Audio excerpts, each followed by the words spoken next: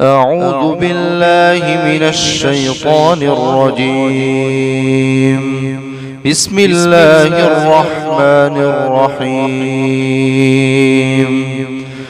إن الأبرار يشربون من كأس كان مزاجها كافورا عينا يشرب بها عباد الله يفجرونها تفجيرا يوفون بالنذر ويخافون يوما كان شره مستطيرا ويطعمون الطعام على حبه مسكينا ويتيما وأسيرا إنما نطعمكم لوجه الله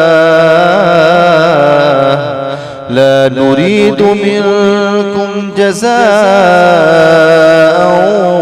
ولا شكورا إنا نخاف من ربنا يوما عبوسا قمطريرا فوقاهم الله شر ذلك اليوم ولقاهم نضرة وسرورا وجزاهم بما صبروا جنة وحريرا. صدق الله العظيم.